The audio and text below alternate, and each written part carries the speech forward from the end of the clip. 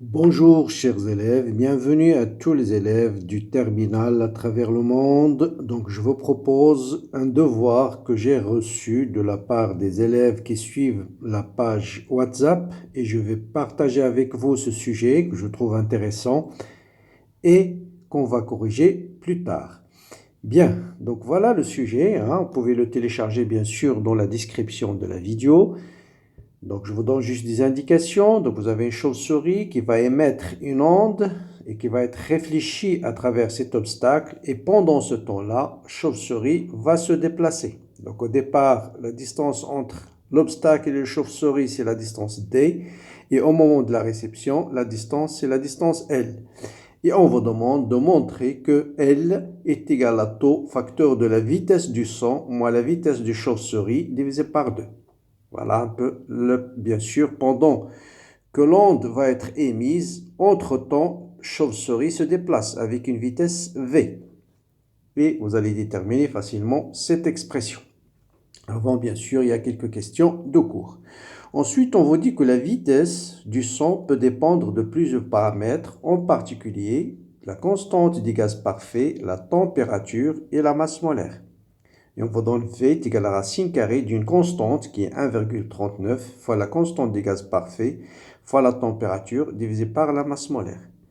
Bon, les questions, c'est, sachant que la dimension du joule, c'est kg mètre carré seconde moins 1, montrer que la relation précédente est homogène de point de vue analyse.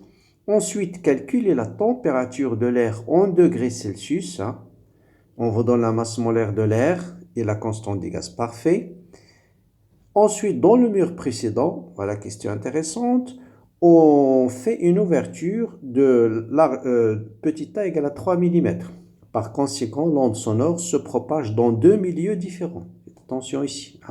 Avant, il se propage dans l'air et après, il va se propager dans l'azote.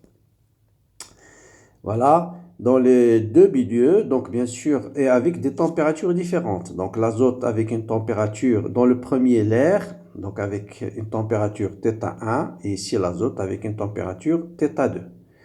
Et on vous dit montrer que, phi là, pour ne pas avoir confusion avec phi, on montrer que l'écart angulaire, phi, c'est-à-dire quand l'onde arrive, bien sûr, il va y avoir diffraction, et cet angle phi là, il est donné par lambda 1 sur A, donc lambda 1 sur A, racine carrée de la masse de l'air divisé par la masse de l'azote multiplié par la température de l'azote divisé par la température de l'air.